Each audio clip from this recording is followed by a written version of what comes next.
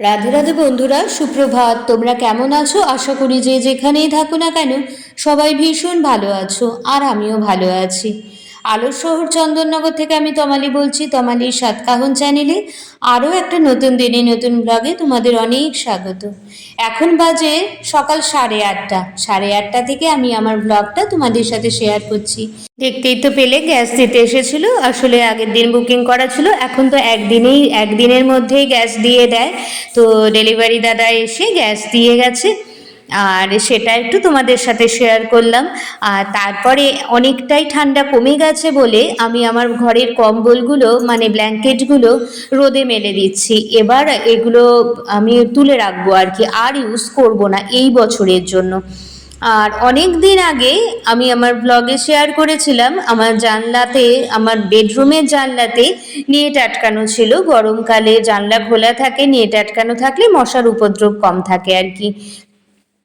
তো সেই কারণেই নেটটা, শীতকাল পড়াতে নেটটা আমি খুলে রেখেছিলাম, কারণ জানলাটা পুরোটা দিতে হতো, তাই খুলে রেখেছি। সেই যে খুলে রেখেছি, তারপর আর কাচা হয়নি। তো আজকে পরিষ্কার করে মেলে দিয়েছি, কারণ এখন তো একটু হালকা হালকা গরম পড়ছে, তাই জানলাতে লাগাবো বলে। আর এই দিকে ঘরে আমি পড়াই, আমার এটা পড়ানোর ঘর।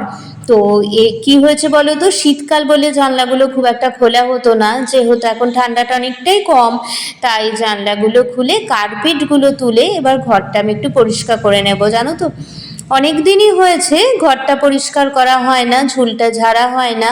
ওই আর কি উপর উপর পরিষ্কার করে বেরিয়ে যেতাম, যেহেতু কার্পেটগুলো পাতা থাকতো।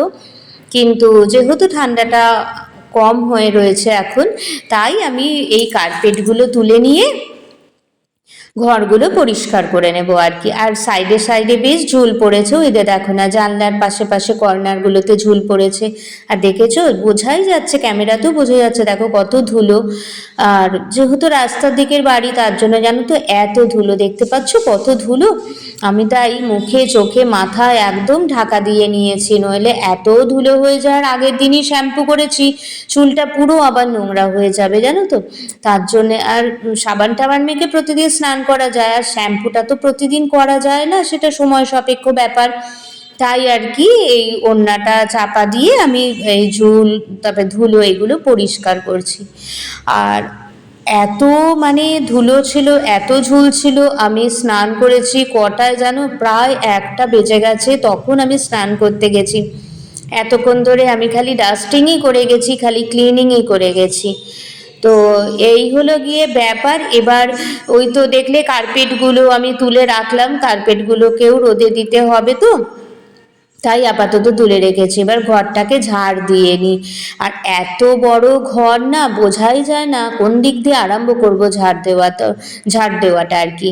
তো ওই আর কি, ওই লাস্টের দিক থেকে আরম্ভ করছি, তাহলে আমারও সুবিধা হবে। একেবারে ঝাড় দিতে দিতে একেবারে দরজার দিকে নিয়ে চলে আসবো। তো আজকে যেহেতু আমার পড়ানো নেই, সেহেতু আমি এই কাজগুলো করে নিচ্ছি।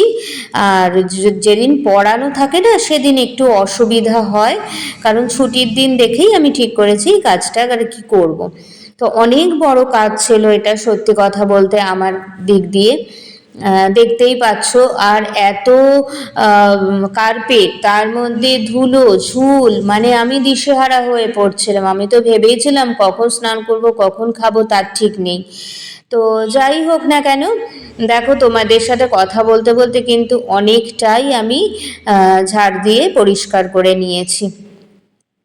আর যতই ঝাড় দিই ততই মনে হচ্ছে যেন ঝাড় দেওয়া যেন আর শেষ হচ্ছে না, জানো তো। আর ওদিকটাতে তো আমার মেশিন আছে, তো মেশিনটা সরিয়েও আমি একটু ঝাড় দিয়ে নিলাম। মেশিনের ওদিকটা পুরো ঢাকা থাকে, তো অসুবিধা হয় না। মেশিনের ওদিকটাও সরিয়ে তাই ঝাড় দিয়ে নিলাম। আর দেখো আমার ঝাড় দেওয়া হয়ে গেছে। এবার ধুলোগুলো বাইরে ফেলে দেবো, ফেলে দিয়ে ঘরটা এবার মুছে নেব। তাই ভাবছি যে আগে ঘরটর ঝাড় দিয়ে মোছা কত তাড়াতাড়ি হয়ে যেত, যখন আমার বিয়ের আগে আর কি, আমার মায়ের বাড়িতে যখন আমি ছিলাম, মানে বাপের বাড়িতে যখন থাকতাম আর কি, এত তাড়াতাড়ি কাজকর্ম হয়ে যেত কি বলবো। আর দেখো সংসার হওয়ার পর থেকে মানে কত রকমের যে কাজ, প্রতিটা মেয়েদের ক্ষেত্রেই তাই হয়। আগে কত আনন্দ থাকতো, মানে তাড়াতাড়ি কাজকর্ম করে একটু বেরোতাম, একটু গল্প করতাম সবার সাথে, অনেক মানে সময় থাকতো। আর এখন একটু গল্প করারও সময় থাকে না, জানো তো।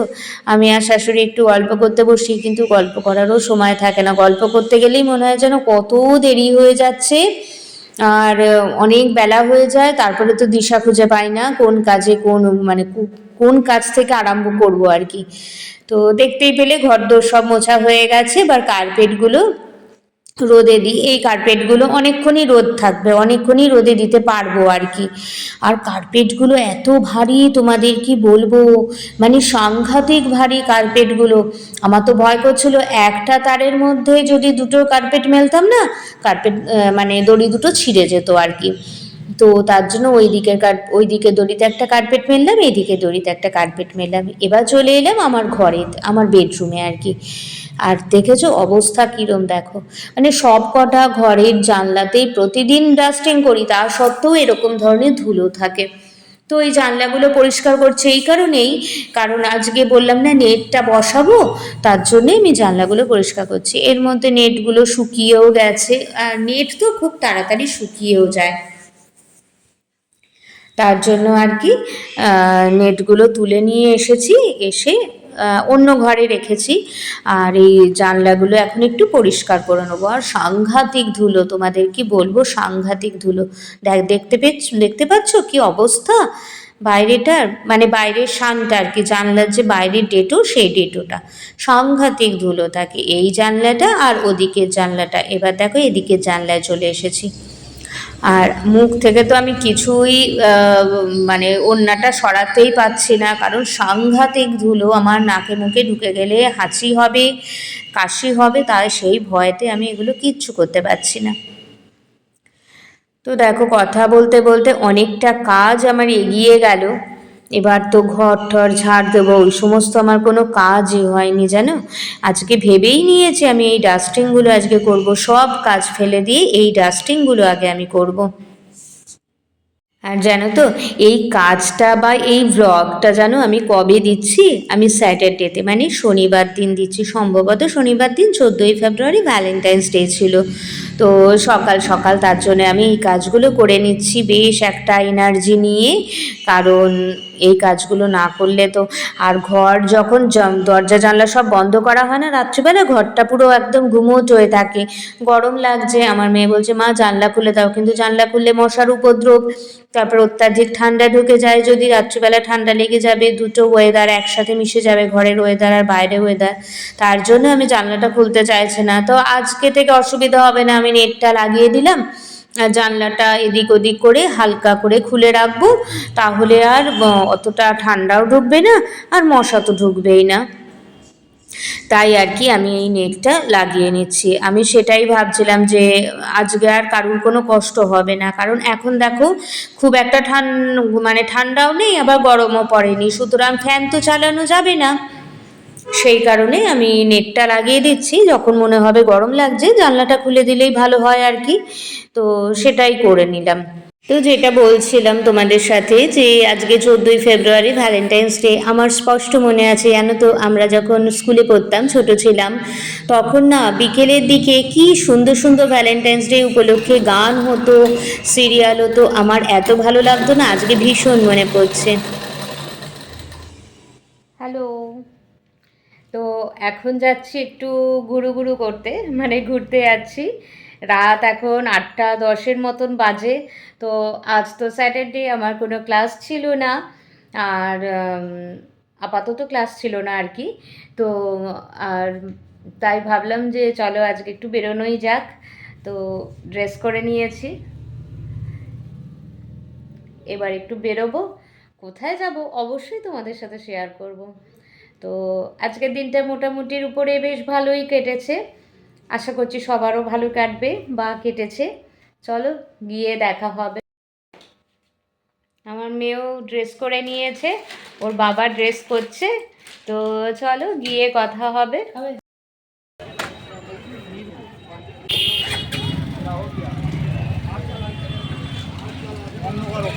তো তো এখন তো রাত্রিবেলা আমরা রেস্টুরেন্টে এসেছি একটু বাইরে খাবো বলে, মানে ডিনারটা বাইরেই করব। তো কি সাংঘাতিক ভিড় বুঝতেই পারছো, মানে আমরা তো বুঝতেই পারিনি যে এতটা ভিড় হবে, আর ভাবতেই পারিনি যে আমরা আদৌ বসতে পারবো রেস্টুরেন্টে। ভাবছিলাম যে কোন রেস্টুরেন্টে যাই যেখানে ভিড় অল্প থাকবে। তো এই যে আমাদের দিয়ে দিয়েছে, আমাদের আজকে মাটন বিরিয়ানি আর গ্রিন স্যালাড ছিল। তো বেশ ভালোই লাগলো খেতে, আমাদের তো ভীষণ ভালো লেগেছিল। নাও অরেঞ্জ অরেঞ্জ গ্রিন। তো বন্ধুরা এই এলাম, এখন বাজে 9:45। অনেক তাড়াতাড়ি এসেছি, রাস্তায় কিন্তু আজকে ভীষণ ভিড় ছিল। আর আমরা যে রেস্টুরেন্টে গিয়েছিলাম ওখানেও ভীষণ ভিড় ছিল। তো আমরা ওখানে খেয়েছি মাটন বিরিয়ানি, গ্রিন স্যালাড, আর বাইরে গিয়ে একটা কোল্ড ড্রিঙ্ক নিয়েছি হজম হওয়ার জন্য। এই আর কি, এই খেয়েছি, আর কিছু না। ভীষণ ভিড়, আমরা তো ভাবছিলাম যে রেস্টুরেন্টে বসার জায়গা পাবো তো নাকি, মানে এতটাই ভিড় ছিল। তো যাই হোক না কেন, বসার জায়গা পেয়েছি, মানে একটু আর্লি টাইমে গিয়েছি বলে তাই বসার জায়গা পেয়েছি, নইলে কিন্তু বসার জায়গা পেতাম না, জানো তো। আর ব্যাপারটা হচ্ছে যে যেহেতু আজকে একটা স্পেশাল ডে, সেহেতু আমি তো ভাবতেই পারিনি যে আমরা আজকে বেরোবো।